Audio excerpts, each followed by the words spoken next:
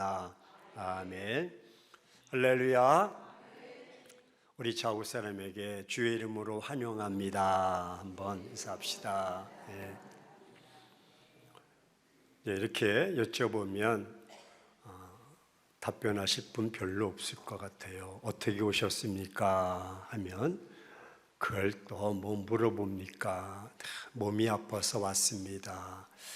자식놈 때문에 왔습니다. 남편의 사업 때문에 왔습니다. 또 무엇을 어떻게 해야 될지 몰라서 답답해서 왔습니다. 되는 일 없고 하는 일마다 자꾸 뒤집어지고 쪽박차고 그래서 하나님의 뜻이 어디 있는지 궁금해서 올라왔습니다. 여러 가지 사업을 하려고 하니 재정이 필요한데 하나님 스폰서를 좀 보내주십시오. 만날 만한 사람을 만나게 해주십시오. 목회를 앞두고 있다면 또 목회 어디서 개척할 것인지 어떻게 사역을 할 것인지에 대한 아마 여러 가지 또 구상, 계획, 또 염려 때문에 올라오신 것입니다. 맞으시면 아멘. 거봐요. 내가 다 알죠. 그런데 이건 반만 만든 것입니다. 우리는 해 아래 사람이 아니라 해 위의 사람이 되어야 됩니다. 그러면은 내가 그 문제 가지고 왔는데 목사님 반만 맞다니 또 무슨 말입니까? 반은 아니 전부는 하나님이 여러분에게 그런 고난과 또 역경과 환난을 통해서 그런 문제를 통해서 기도하게 만드신 것입니다. 왜? 기도하는 자를 찾기 위해서 그 기도를 통해서 대한민국을 지켜주시고 그 기도를 통해서 교회를 지켜주시고 그 기도를 통해서 여러분의 가문을 가정을 지켜주시고 할렐루야. 하나님은 기도를 들으시고 기도를 통해서 역사하기를 원하시는 것입니다. 여러분 소돔과 고모라 땅이 뭐 농사 져도 별로 결실이 없고 척박한 땅이고 기름지지 않는 땅이고 경제 소득도 없고 생활하기가 불편해서 망했습니까? 아니에요. 소돔과 고모라 땅은요 에덴 동산과 같았다 그럽니다. 아주 비옥한 땅이었고 결실을 하면 말 그대로 우리가 늘 고백하듯이 30배, 60배, 100배의 결실을 맺듯이 풍성한 땅이었습니다. 그런데 왜 멸망을 당했을까? 의인 10사람이 없었던 것입니다. 즉 기도하는 사람이 없는 거예요. 하나님과 코드가 맞는 사람이 없는 것입니다. 믿음으로 살려고 나라와 민족을 위해서 교회를 위해서 가정 가문을 위해서 기도하는 사람이 없었기 때문에 멸망을 당한 것입니다. 우리가 이 땅에서 먹고 사는 거 좀 애쓰고 노력하고 수고하면 얼마든지 먹고 살 수가 있습니다. 물론 부를 축적하지 못한다 할지라도 먹고 사는 문제는 적어도 대한민국에서는 그렇게 해결이 됩니다.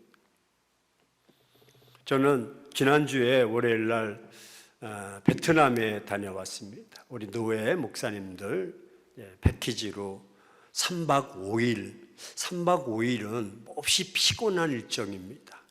저녁 오후에 가서 12시에 숙소로 들어가고 그리고 마지막 오는 날은 저녁 12시 30분 비행기 타가지고 아침에 한국에 7시 반, 8시에 도착하니까 너무너무 피곤한 코스. 근데 베트남은 또 어떤 나라일까? 불교에 아주 찌들어있는 목사들을 패키지로 다니는데 절간만 가는 거야. 이번에는 무슨 고찰, 사찰 뭐 이렇게 다니. 그것도 좀 힘들었는데 갈 때 4시간 반, 5시간 걸리는데 스님들이 단체로 12명이 저희와 함께 가게 되었는데 이제 스님이 제 옆에 앉았고 앞줄에도 옆에도 다 스님이 있었어요. 우리 팀은 일단 들어가서 좌석을 좀 이렇게 교환하자 했는데 아내와 같이 앉을 수 있는 그런 환경이 못 돼서 스님하고 같이 가게 되었어요. 근데 스님이 아주 개짜요. 보통 옆에 있는 사람에게 별로 얘기하지 않잖아요. 저한테 어디를 가느냐, 베트남 간다, 뭐 패키지로 가냐, 그렇다, 얼마냐, 자기는 105만 원, 우린 78만 원에 가는데 자기는 105만 원에 하는데 똑같죠? 그래서 저는 네, 왜냐하면 또 여행사끼리 또 트러블 생길까 봐. 네. 근데 결론은 불교에 대해서 막 얘기하면서 자기는 대전에서 하는데 종교연합 행사를 한다는 거예요. 그래서 기가 좀 썩긋했어요. 그래서 신부님하고 목사님하고 자기 스님, 여스님이에요. 가지고 하는데 연합 행사하고, 그리고 성탄절 때 자기가 가서 특송도 해주고, 자기가 특송하는데 예수님 찬양 특송한다는 거예요. 그래서 참 개짜다. 그리고 목사님을 초청해서 같이 4월 초파일 날 부처님 오신 날 온누리에 부처님의 은덕이 막 이런 식으로 하는 거예요. 거의 4시간 정도를 막 잠도 못 자게 피곤한데 막 말을 붙이는 거예요. 그래서 이 핵심은 그러면 불교는 뭡니까? 그리고 저에게 자녀가 몇 명 있고 어떻게 해서 자녀가 하나 있고 잘 나가고 있습니다. 그랬더니 맞다고. 조상께서 은덕을 많이 베풀어서 그래서 목사님도 잘 되고 있고 자녀도 잘 되고 있는 거라고. 이제 목사님이나 자녀가 잘 은덕을 베풀면 그 후세가 또 복을 받는다는. 그 못하면요? 못하면 짐승으로 태어난대. 그래서 핵심은 뭐냐면 내가 이렇게 사는 것은 조상께서 많이 이웃을 향해서 또 절간을 많이 또 이렇게 드리고 그렇게 해서 덕을 많이 쌓았기 때문에 사람으로 태어났고 이렇게 부자로 산다는 거죠. 근데 그게 핵심은 내세가 없어요. 부활이 없는 거예요. 그저 돈, 이 땅에서 사는 것, 배불리 먹고 즐기고 사는 것이 그게 종교. 말씀드렸듯이 해 아래 종교예요. 해 위에는 없어요.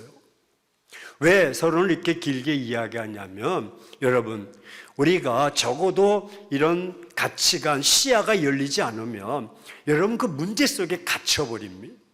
어떤 문제 속에 갇히냐면 말 그대로 여러분이 가져온 문제, 나는 지금 병원에서 이거 이상한 판단이 났어, 뭐 여기가 어떻게 됐대, 얼마 못 산대, 그것 때문에 와서 거기에 함몰되는 거예요.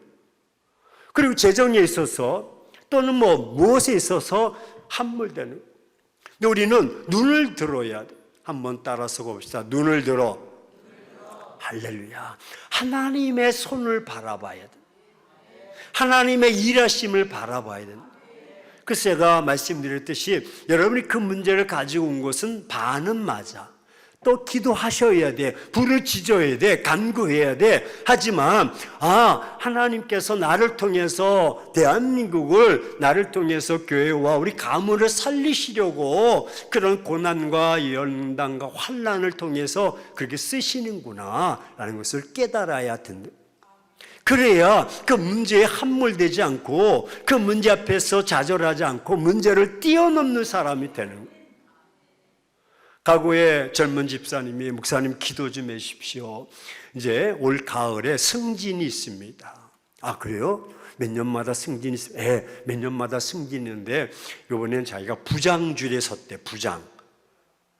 그 전무줄이 있는데 전무 라인을 전무를 이제 막 이렇게 전무님 아이고 우리 전무님 그래가지고 아이고 부장님 그래가지고 그 라인을 잘 타야 이 승진이 쭉 올라간다는 거. 자기는 부장 전무팀이 있는데 이번에 좀 부장이 잘 돼서 자기 밑에 있는 사람들을 쫙 끌고 올라갈 수 있도록 좀 해달라고. 자기 승진은 부장 손에 달려 있대. 근데 됐을까 안 됐을까? 안 됐지 뭐. 내가 기도해도 안 됐지 뭐. 왜냐하면 하나님의 손에 달려 있어야 되는데 그분이 말하기를 부장손에 달려 있대. 그래서 그건 아니지. 내가 승진하는 것은 하나님의 손에 달려 있으면 그래야 이게 좀 뉘앙스가 되는데 부장손에 달려 있대. 사람의 손에 달려 있다는 거. 그러면서 기도해 달래. 이거는 뭐야? 하나님의 손에 달려 있다는 거. 하나님의 손. 오늘 개역성경에 창세기 39장 본문에 보면, 오늘 이제 예배 마치고 점심을 드신 다음에 기도하시면서 시간이 되시면 쫙 보면요, 손이라는 말이 무려 8번 기록돼요. 한 단어가 그렇게 계속 반복되면서 손. 깜짝 놀랐어요. 왜 창세기 39장을 읽으면서 손이라는 단어가 계속 이렇게 반복되면서 기록되었을까? 거기에는 손이라는 의미를 하나님께서 부여하시고 나타내시고자 하는 하나님의 섭리와 경륜이 있었다는 것이죠. 우리가 잘 알고 있는 본문은 누구에 대한 스토리일까요? 요셉에 대한 스토리입니다. 요셉이 꿈을 꾸었어요. 꿈을 꾸고 아버지에게도 형제들에게도 이런 이야기를 합니다. 꿈은 좋은 것입니다. 꿈이 없는 백성은 망하는 것입니다. 꿈과 비전은 같은 의미로 표현할 수 있는데, 장차 꿈은 과거 일이 아니라 장차 되어질 일을 내 마음속에 품고 그것을 키워나가는 것입니다.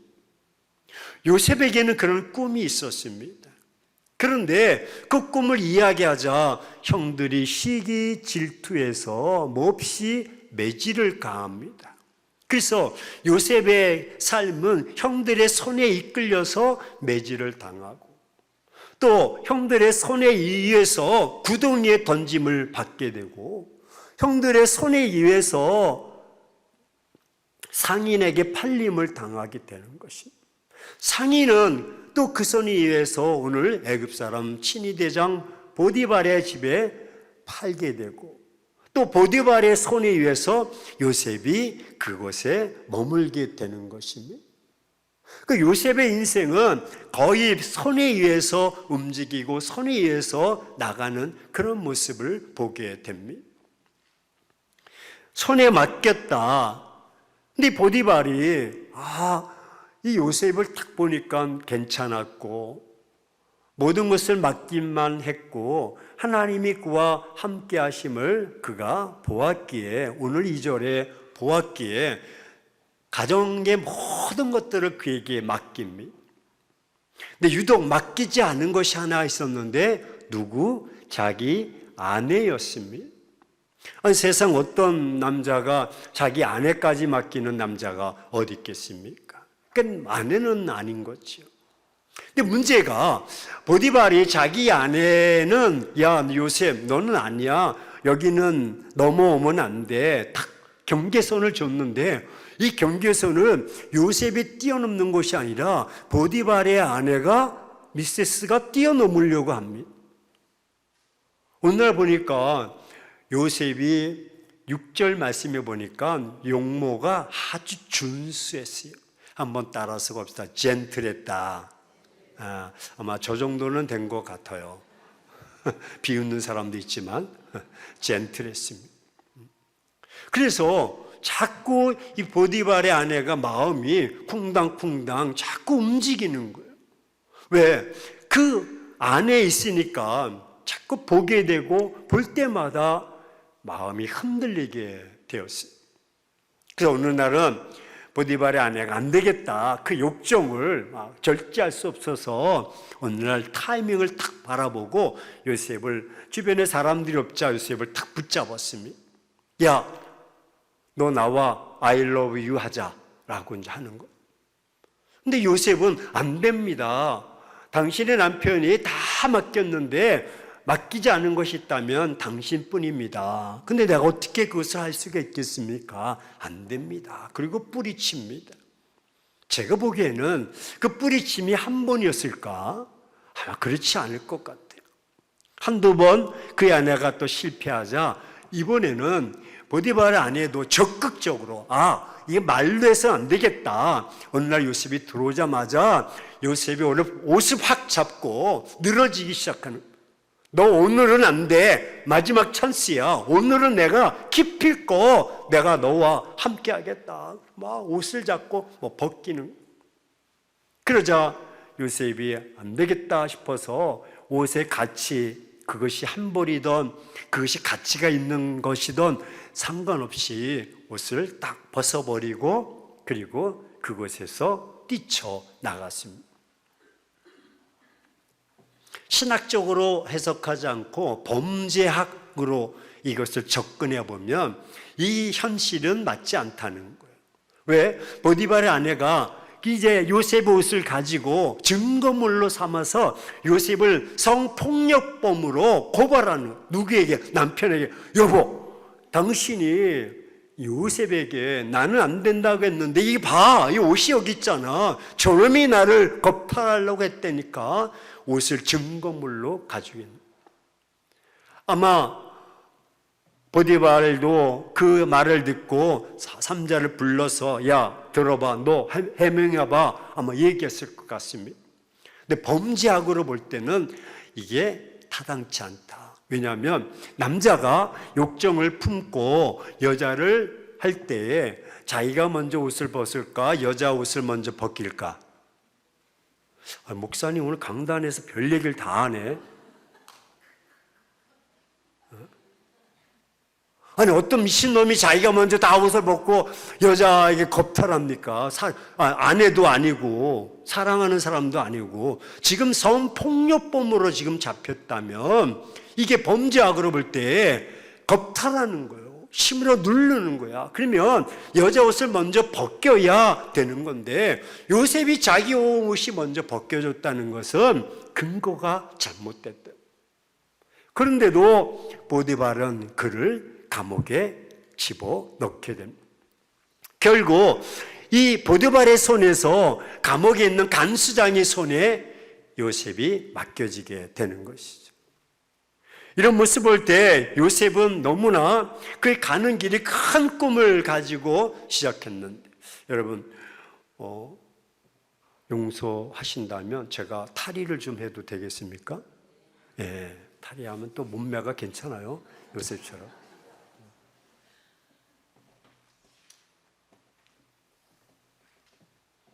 요셉은 단호하게 거절합니다. 왜? 하나님을 알고 하나님을 믿고 하나님을 신뢰하기 때문에. 그래서 나는 그렇게 할 수가 없습니다. 보디발은 아내는 결국 이 요셉을 자기 손아귀 해서 보디발에게 넘겼고 보디발은 그의 간수장의 손에 넘기게 되었습니다. 아마 그 감옥에 갇힐 때도 한번 상상해 보십시오. 지금 보디발의 그 감옥인데 보디발이 주인이 아닙니까? 그리고 주인의 아내를 지금 성폭력하려고 했으니 주인이 가만히 그를 감옥에 모셔뒀겠습니까? 심하다.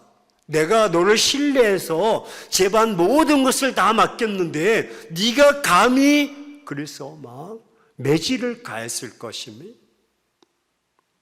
그리고 심지어는 그랬냐 안 했냐 막 고문을 가할 것입니다. 이런 노예는요 발언권이 없습니다. 해명하지 못합니다. 결국에는 감방에 내려가는 기구한 인생이 되고 말았습니다. 자, 서론에도 말씀드렸듯이 우리가 문제를 가지고 왔다면 아마 요셉 같은, 아니 내 삶이 이렇게 꼬여도 이렇게 꼬일 수가 있나? 이게 뭔가? 되는 일이 없어. 아니 되는 것 같은데 또 이렇게 꼬꾸라지고 오해와 또 불신과 뭐 여러 가지 세력이 있어서 다 뺏기고 다 오해를 받아서 왜 이렇게 이 모양 이 꼴인가? 하지만 우리의 인생은 사람의 손에 있지 않고 하나님의 손에 있는 줄로 믿습니다. 말씀드렸듯이 여러분이 이곳에 오신 것은 문제 가지고 왔지만 결국 하나님의 손에 있다는, 하나님이 여러분들을 강권적으로 기도의 사명자로 부르셔서 오게 하셨다는 거예요. 오늘 요셉이 그것은 깨닫지 못했지만 우리가 계속 살펴보는 것은 하나님이 하나님의 손이 함께 하셔서 오늘 창세기 39장에 계속 손을 강조하는 것은 반면으로 하나님의 손이 있다는 것을 보여주기 위해서 손 하는 것입니다. 그리스도의 운명은 사람의 손에 달렸지 않습니다. 하나님의 자녀들, 피로 값주고 산 하나님의 백성들의 운명은 하나님의 손에 달려있는 줄로 믿습니다. 왜? 피로 값주고 산 하나님의 택한 백성이기 때문에. 끊임없이 창세기 39장에서 요셉이 추락하는 것처럼 계속 보여주고 있는데 서론에는 그렇게 말하고 있지 않습니다. 오늘 우리가 읽었던 말씀 내용은 계속 7절 하반절부터 계속되는 것이고 1절부터 4절까지 한번 보시면요 완전히 상반됩니다. 어떻게? 오늘 2절 말씀에 여호와께서 요셉과 함께 하심으로 그가 형통한 자가 되었다고 말하고 있습니다. 21절에도 여호와께서 요셉과 함께 하심으로 그가 형통한 자가 되었다. 좀 더 나가서 23절에도 여호와께서 요셉과 함께 하심으로 그가 형통한 자가 되었다. 할렐루야. 은혜로운 자가 되었고 형통한 자가 되었다고 말하고 있습니다. 여호와께서 함께 하시는데 그러면 아니 목사님 이게 여호와께서 1절과 2절 3절 4절 계속 함께 하신다고 하는데 그가 정죄되는 것은 보디발 아내를 통해서 오해를 받아서 매질을 당하고 고문을 당하고 감옥에 갇히고 완전히 그냥 밑바닥 인생으로 어떻게 추락할 수가 있겠습니까? 그럼 하나님은 뭡니까? 하나님은 립 서비스한 겁니까? 뭡니까? 그렇지 않습니다. 하나님은 그럼에도 불구하고 요셉과 함께 하시는 줄로 믿습니다. 하나님의 손이 함께하는 자는요 함께 하심으로 그리고 결론은 그의 삶이 반전의 역사를 통해서 형통케 된다는. 한번 따라서 봅시다. 함께 하시면 형통한 자가 된다. 어디 안에서? 하나님의 손 안에서. 모세가 태어날 때 아주 용모가 단정했습니다. 바로 왕이 용납하지 못하고 이스라엘 백성들의 숫자가 많아지면 이게 반란을 일으키고 쿠데타 일으킬까 봐 아예 사내 아이는 모조리 다 죽여서 없애버려라. 근데 모세가 태어나서 석 달 정도 어머니가 키우다 보니까 이 석 달 정도 되면 울음소리가 또 예전과는 달라요. 100일도 안 된 아이를 나일강에 갈대상자로 해서 떠내 버립니다. 아마 그때 어머니는 어떤 마음이었을까? 야, 이제 이 모세 너랑 나랑 마지막이야. 그리고 아마 또 보냈을 거예요. 아니 나일강을 떠서 보냈는데 그게 빙빙빙 돌면서 이틀 있다 다시 돌아오고 일주일 있다 다시 돌아오고 그러겠습니까? 가면 간이 끝나는 거지. 영영 못 볼 수 있는 거예요. 근데 하나님은요, 하나님의 손은 모세를 딱 택정해 두셨고, 아니 100일도 안 된 아이를 택정해 주셔서 바로의 딸을 통해서 그것에 목욕하게 가게 하셨어요. 딱 타이밍을 보세요. 하나님의 손이 움직이는데 딱 모빌 맞추듯이 딱 맞춰놓고 딱 바라보는데 갈대상자가 보이는 거야. 야, 저건 뭐냐? 하늘을 통해서 데려와 보니 아이고 모세가 아름답고 이뻐. 그래서 그를 데려와서 자기 아들로 삼게 되는데 누군들 알았겠느냐? 그의 어머니에게 있어서는 고난이요, 아픔이요, 큰 문제입니다. 큰 상처가 아닐 수. 왜? 자기가 낳은 아들을 자기 손으로 그렇게 떠내 보내야 하는데 얼마나 아프겠습니까? 그런데요, 하나님은 그 가운데 역사하시는 거예요. 만약에 하나님의 손길과 하나님의 계획과 섭리를 깨닫지 못했다면 그 인생 얼마나 서글프고 아프겠습니까? 내가 왜 이 시대에 태어나가지고 이렇게 고난을 당하고 이렇게 노예 생활을 당하고 이렇게 압제를 당하고 이렇게 어려움을 당할까? 민족을 한탄하며 지도자를 한탄하며 자기 출생을 한탄하며 그렇게 살아갈 수 있는데 그렇지 않다는, 어떤 상황, 어떤 위치, 어떤 나라에 있든지 하나님을 섬기고 하나님 아는 자는요, 하나님의 손을 바라보면, 하나님 역사를 바라보면, 아, 내 이 문제는 하나님께서 이렇게 일하시려고 하시는구나 라는 것을 깨닫게 되는 것입니다. 다윗의 운명도 한번 보십시오. 저는 다윗을 바라보면서 우여곡절이 이렇게 많아요. 땅 끝에까지 몰리고 자기 부모로부터도 인정받지 못하고, 그래서 다윗이요 이런 시편에 부모는 나를 버릴지라도 여호와께서 나를 버리지 않는다. 사무엘이 그의 가문에 와서 왕을 세우려 갔는데 자기를 초청하지 않아, 부르지 않아. 아유, 저 양이라 치는 다윗, 저거 감이 아니야. 그럴 때 사무엘이 또 없습니까? 있긴 있는데, 아이고 아버지이세요. 있긴 있는데 그건 뭐 내가 보기에도 우리 가문에 뭐 아닙니다 할 정도로 탁 벌써 사이드로 놔뒀어. 그 다윗에게 있어서는 정말 이 형제들로부터 사랑을 받지 못했고 부모로부터 인정받지 못하고, 아니 하나님께서 왕으로 기름 세워주셨는데도 불구하고 사울 왕이 그렇게 못 잡아먹어서 죽일 듯이 틈을 보고 기회를 보고 쫓아오니 숨이 막히네.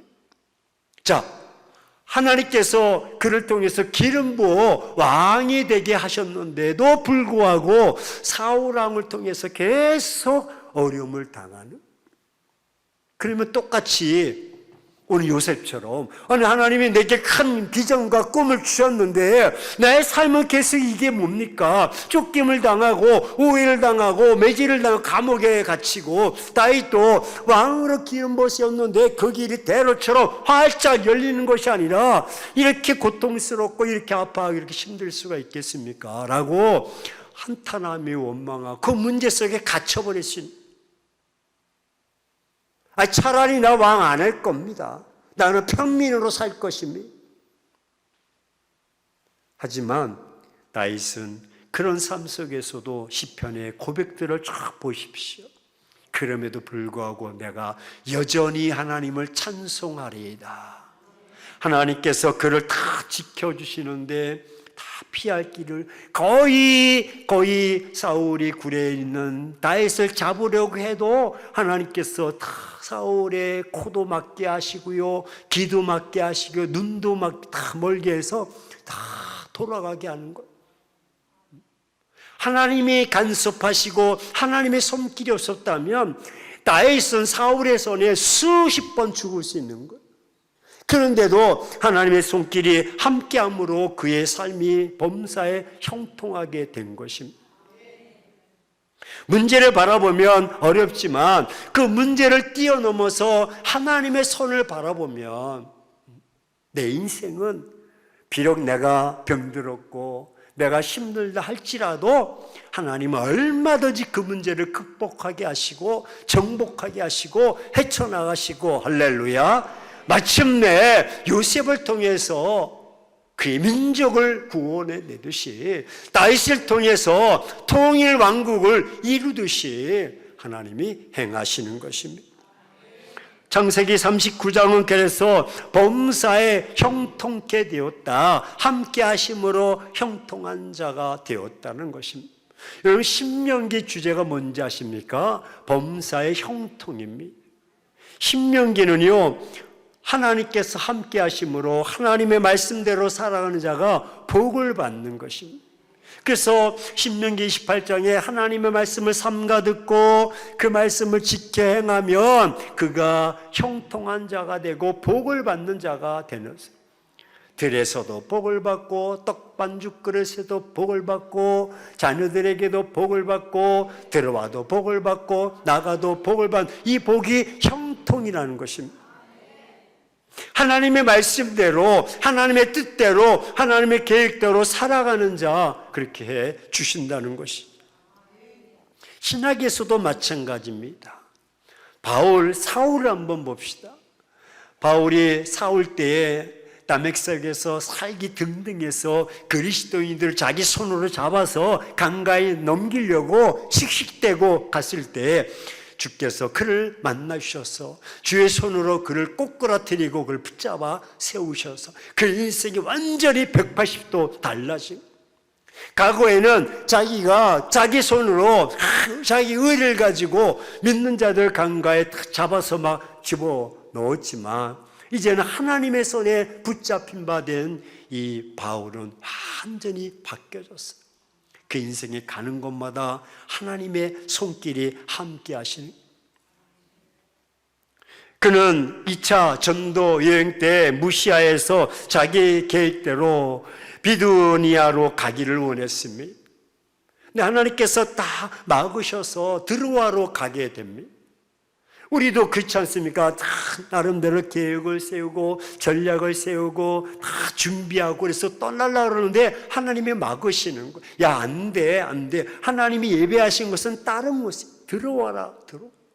그곳엔 또 그곳에 가는 길이 또 형통하면 얼마나 좋습니까? 배를 타고 가는데 배가 깨지고 파손되고 죽음의 위치까지 내몰리게 되고 어려운 가운데 결국 구사일생으로 살아났는데 멜리데라라는 섬에 도착하게 되었습니다. 하나님이 그것에 파손된 배를 이끌어서 거기서 살려내었고 오해를 받았어요. 야, 이것들이 우리를 추장이 바라보기를 야, 우리를 죽이려고 이것들이 왔구나 해서 너희들은 정체가 뭐냐, 어디서 왔느냐 묻고 있을 때 하나님께서 다 섭리해 주시는데 보블리오라는 추장이 갑자기 병이 들었어요. 그래서 바울이 그를 기도해 주면서 치료해 줌으로써 그들 하여금 다 인정받게 하고 대접받게 하는데, 자, 배가 깨지고 오해를 받아서 이 추장으로 인해서 죽임을 당할 수 있는 그런 위치와 섬이니까 도망갈 수가 없는, 꼼짝달싹할 수 없는 그런 위치였지만 하나님은 하나님의 손이 다 움직여서 할렐루야 추장의 마음도 움직여 주시고요, 그의 딸이 병들게 해서 다 고침받게 하시고요, 할렐루야. 다 모닥불을 떼는데 독사가 나와서 바울의 손을 물자 사람들이 여건제 바울 죽었다, 너는 이놈아, 독사에 물렸는데. 근데 바울은 툭툭 털어버리고 그냥 살아있는 거예요. 아이고, 이건 뭐냐, 저건 인간이 아니야, 저건 신이야 라고 할 정도로 뭐 대접을 받는 거예요. 하나님은 하나님의 손에 붙잡힌 바 되면 비록 내 삶이 파손이 되고 여러분 큰 풍랑으로 인해서 고난을 당하고 있는 것도 다 빼앗긴다 할지라도 궁극적으로는 하나님의 손이 개입하셔서 모든 것들을 반전의 역사로 이루게 되고 마침내 로마로 가서 할렐루야 황제 앞에서 복음을 전할 수 있는 기회가 되었던 것입니다. 바울의 삶이 꼬이고 어렵고 힘들어 보여도요, 말씀드렸듯이 우리의 문제만 바라보면 그 문제에 함몰되지만 하나님은 우리의 문제 위에서, 해 위에서 그 일을 쫙 역사해 나가니까 여러분들이 기도하실 때 오늘 말씀 보여줬고 내 인생 따라서 한번 봅시다. 내 인생은 누구의 손에 달려있는가? 예, 여러분 우리의 인생은 환경에 달려있지 않고 문제에 달려있지 않고 하나님의 손에 달리는, 요셉이 만약에 인간의 손에 달렸었다면, 그는 형들의 손에 달렸었다면, 보디발의 손에, 간수장의 손에 달렸다면 그 인생은 끝납니다. 비록 그것에 처한다 할지라도 하나님은 다 준비시키시고 다 연단시키시고 함께 마침내 때가 되매 그를 들어서 사용하시는 것입니다. 사무엘도 늘 이야기하는 것이, 형통한 것이 하나님이 나와 함께합니다. 사무엘 선지자도 그렇게 고백하고 있는 것입니다. 여러분 구약에서 보면 우리가 오해하는 것이 있어요. 오해하는 것이 뭐냐면 특별히 여호수아는 어떤 사입니까? 전쟁. 전쟁. 모세오경이 끝나고 여호수아 사사기는 전쟁의 역사입니다. 자, 이스라엘 백성들이 홍해를 건너고 요단강을 건너고 이제 여리고성에 쫙 점령이 온다는 것을 여리고 사람들이 이미 정보를 통해서 알았습니다. 야, 이스라엘 백성들이 애굽에서 나왔대. 애굽의 바로 왕도 두 손 들었대. 홍해를 건넜대. 요단강을 건넜대. 그 강야에서도 죽지 않았대. 이런 소리를 들으니까 이 여리고성 사람들이 왕으로부터 시작해가지고 딱 긴장해서 성문을 굳게 닫아버려. 꼼짝 어떤 것도 함락되지 않도록 그 거대한 이중 성벽의 그 여리고성. 이스라엘 백성들은 430년 동안 뭘 했냐면 노예 생활을 했어요. 노예. 그래서 말 그대로 조상 때부터 노예요. 노예. 한 세대는 30년이에요. 1세기는 100년이지만 430년이니까 4세기가 지난 1세기. 그러니까 뭐 10대, 11대 손까지 계속 노예요. 내 자식도 노예가 되는. 근성이 노예야. 그래서 뭐 애굽으로 돌아가자, 왜 애굽에는 매장지가 없어서 그러냐, 늘 이런 입술만 달았던 그 오합지졸의 그런 이스라엘 백성. 반면에 여리고는 말 그대로 성이야. 딱 지키고 있어서 이중벽으로 견고하게. 이기려면 어떡할까? 늘 제가 말씀드렸듯이 몇 가지 전략이 있어요. 뭐냐면 김일성처럼 땅굴을 파는 거야. 그 성의 이중벽에 5m 전방에서 야간에 쫙 해서 그 성 밑으로 땅굴을 뭐 동서남북으로 적어도만 10몇 개를 팍 파서 동시에 역공을 치는 거예요. 이 생각 괜찮으면 한번 박수 한번 쳐봐요. 야, 내가 말이 됐어요. 여호수아라면, 야, 우리가 무슨 무기가 있냐? 여러분, 여호수아에 보면 무기가 없어요. 무기가 없어. 그러니 어떻게 곡괭이 들고 싸우겠습니까? 삽자루 들고 싸우겠습니까? 그러니 이게 반대로 들어가서 그들의 뒤통수를 치자. 좋은 전략이야. 아니면 그것 안 되면 사극 보면은 아주 재밌는 거 있잖아. 사다리 이렇게 만들어가지고 이 군사들이 다 어깨에 메고 있다가 돌격 앞으로 그러면 우와! 그래서 사다리 칙칙 놓고 막 기어 올라가는 거야. 그래서 막 창창 그래가지고 올라가서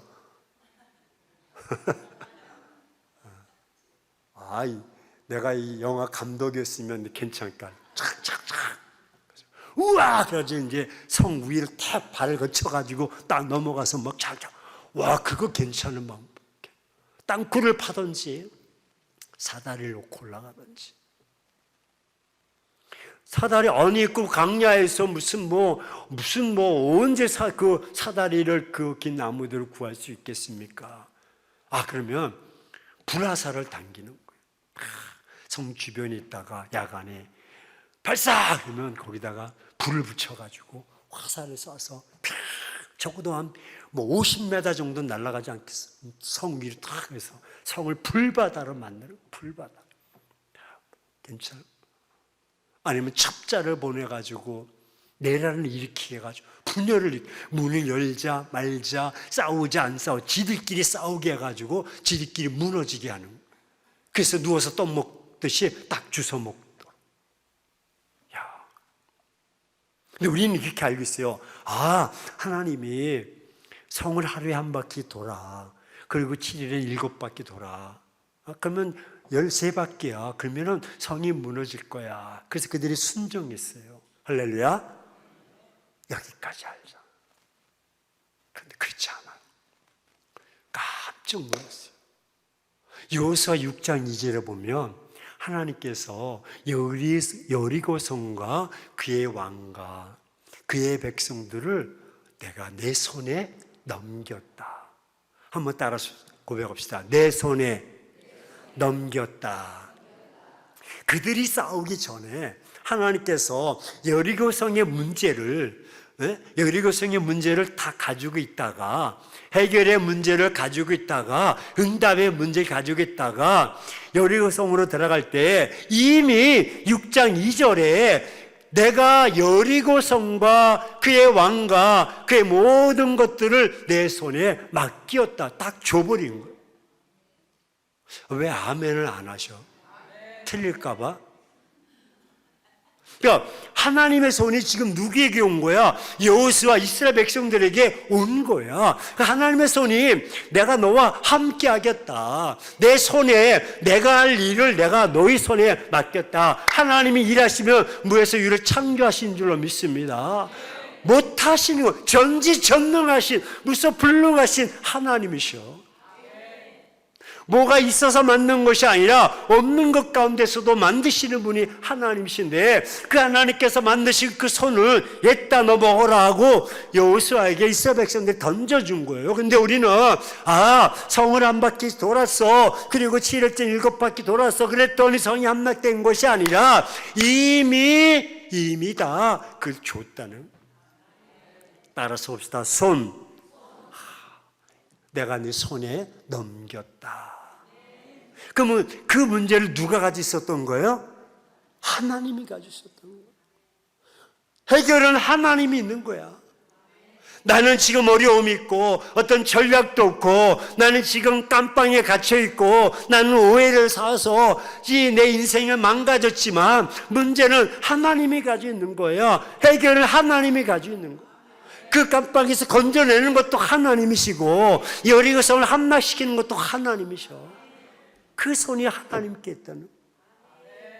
근데 우리는 자꾸 성만 바라봐.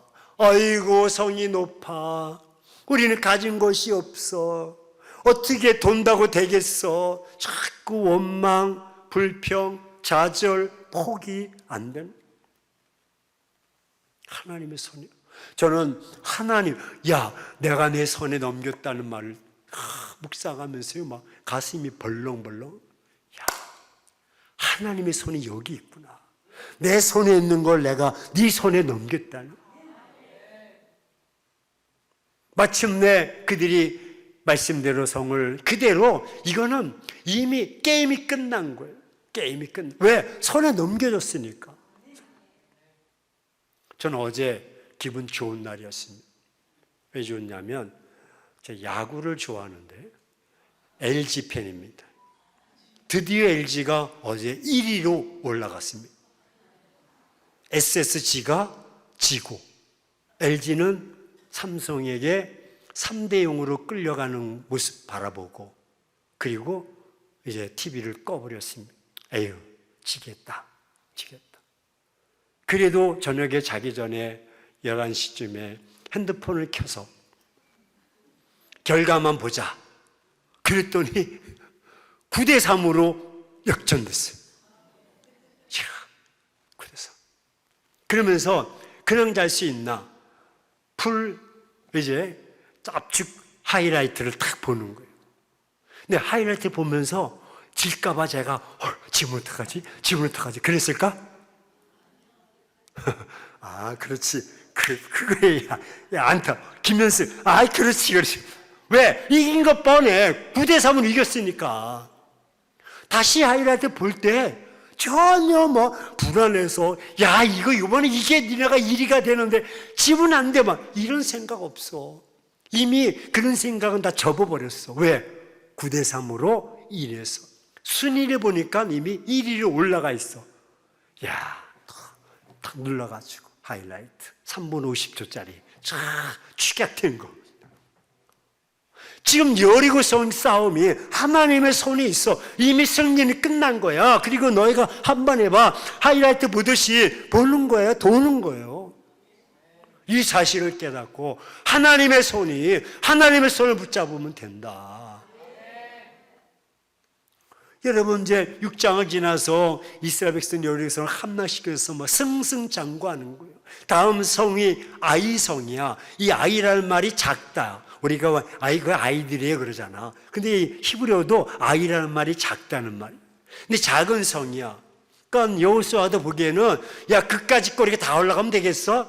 12,000명, 13,000명, 많게는 3천만만 올려보내자. 그리고 팔짱 끼고 본 거야.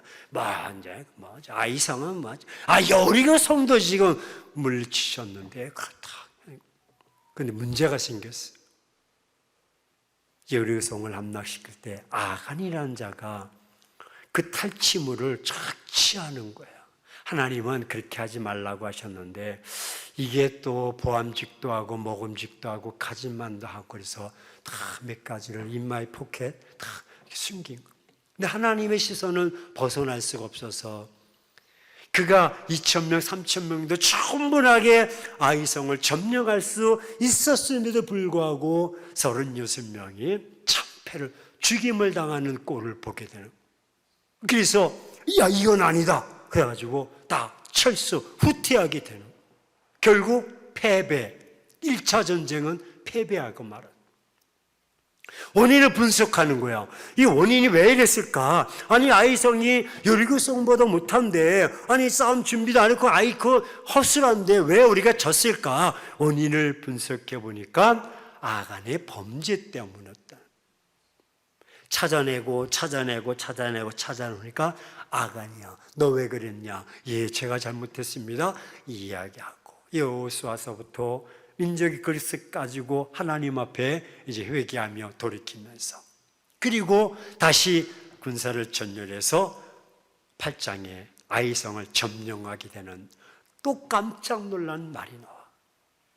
한번 성경을 한번 찾아보세요. 8장 2절 말씀. 8장 1절. 여호수아 8장 1절 자막 준비될까요? 그 말씀에 보면 하나님께서 아이 왕과 그의 백성과 그의 성읍과 그의 땅을 다 내 손에, 여기 준비되네. 시작. 여호와께서 여호수아에게 이르시되 두려워하지 말라, 놀라지 말라, 군사를 다 거느리고 일어나 아이로 올라가라. 보라, 내가 아이 왕과 그의 백성과 그의 성읍과 그의 땅을 다 내 손에 넘겨주었다. 즉, 이 문제도 하나님의 손에 있었어. 근데 이 문제를 내가 다 너에게 넘겨주겠다는. 야, 아이 왕과 아이 성과 아이 성읍과 아이 군대와 아이 모든 것들을 다 내 손에. 이 손이라는 말을 왜 강조했을까? 야, 올라가, 그럼 네가 이길 거야 라고 하면 문장이 딱 끝나는. 그런데 하나님은 강조하는 것은 이게 내게 있다, 내게 달려있다. 승패의 여부는 여호와께 달려있고 여호와의 어디에? 여호와의 손에 달려있다는.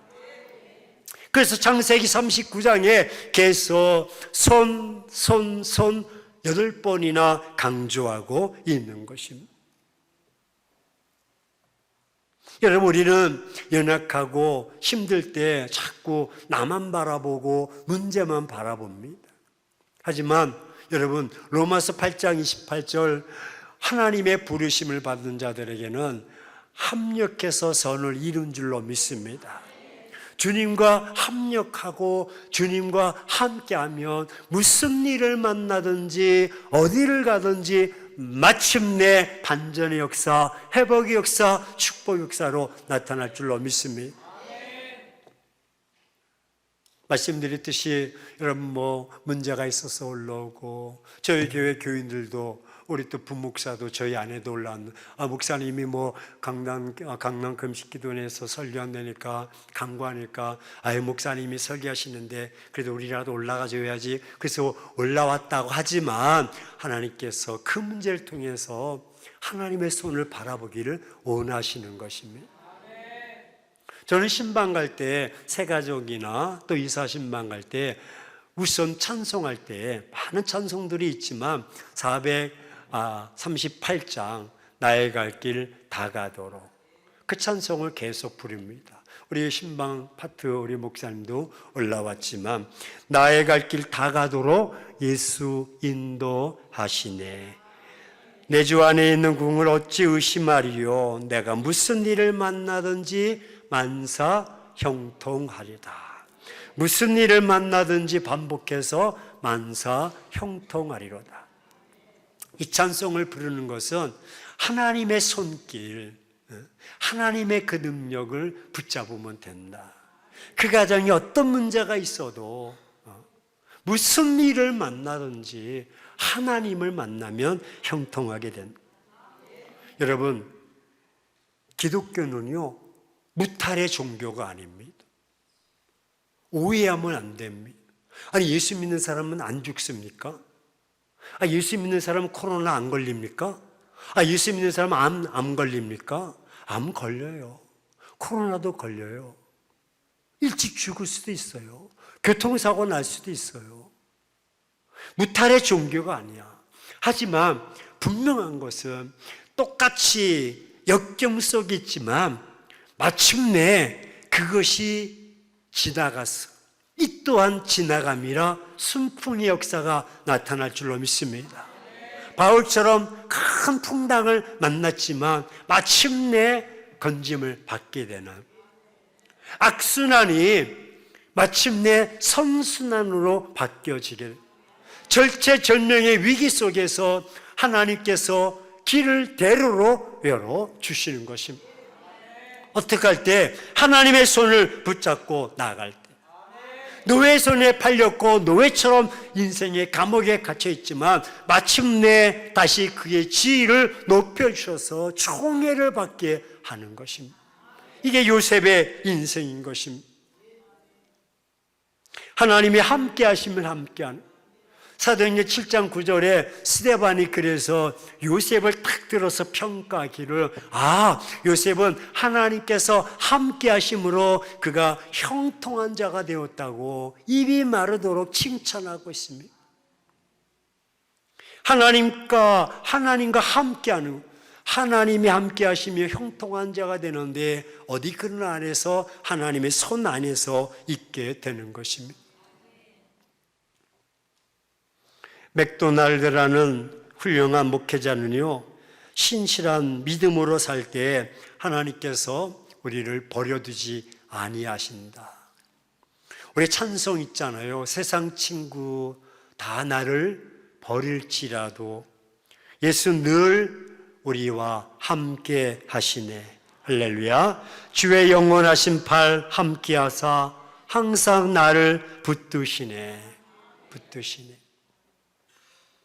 하나님이 함께 하시면 능히 감당할 줄로 믿습니다.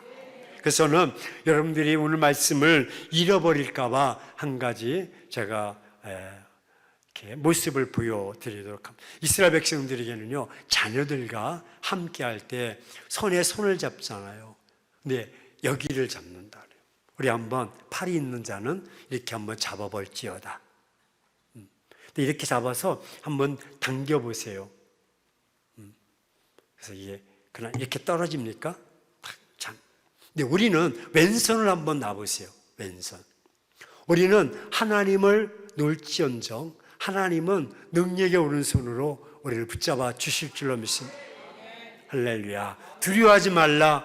놀라지 말라. 나는 내 하나님이다. 나의 능력의 오른손으로 너를 붙잡아 주리라. 그 손을 우리가 다 붙잡아 주셔서 실적하는 것처럼, 돌뿌리에 넘어지는 것처럼 보여도 그 손을 딱 붙잡고 있으면 넘어지지 않는 것입니다. 하나님의 손. 우리가 긴장해야 될 것이 있습니다. 이 손을 놓쳐버리면 넘어지는 것입니다. 하나님이 저에게 얼마나 큰 축복을 주셨는지 손주가 3명입니다. 이제 한 달 있으면 큰아이가 4살, 4돌 되고 쌍둥이가 2돌 됩니다. 그 쌍둥이는 정말 우여곡절 끝에 하나님이 기적적으로 이 둘째, 셋째 아이를 장애 진단을 받았지만 정상으로 태어나게 했는데 벌써 2돌이 되는, 어제 며느리와 함께 공원에 놀러 갔어요. 중간에 있는 이 아이가 남자아이인데 형이 막 뛰어가니까 지도 뛰어가겠다고. 안 돼. 할아버지 손 잡아야 돼. 결국 가다가 자빠져서 무릎 깨지고 엉엉 울고. 그 손 놓치면 안 돼. 저는 필요 없습니다. 그냥 교회만 계세요. 아예 간섭하지 마십시오. 내가 일주일에 한 번씩 꼬박꼬박 가서 예배는 드릴 테니까 그냥 가만히 계시고, 나머지 인생은 내가 경험도 많고, 내가 달려갈 수 있고, 내가 행할 수 있어요. 그런 자와는 함께하지 않는다. 즉, 교만한 자와는 함께하지 않는다. 세속적인 사람, 인본주의, 신본주의가 아니라 세속거나 세상의 것들로만 그냥 가득 채워져 있는, 순종하지 않는 자, 죄를 품고 있는 자, 이런 자와는 함께하지 않는다. 이게 맥도날드라는 신학자가 하나님의 손이 나와 함께 하시고 하나님 나와 함께 하셔야 되는데 왜 안 되는가? 혹시 내가 교만하지는 않았는지, 하나님 없이도 할 수 있다고 거들먹거리지는 않았는지, 아니면 내가 하나님 중심이 아니라 세속적으로 치우쳐 있지는 않았는지, 내가 늘 죄를 품고 있지는 않았는지 한번 돌이켜 보아야 됩니다.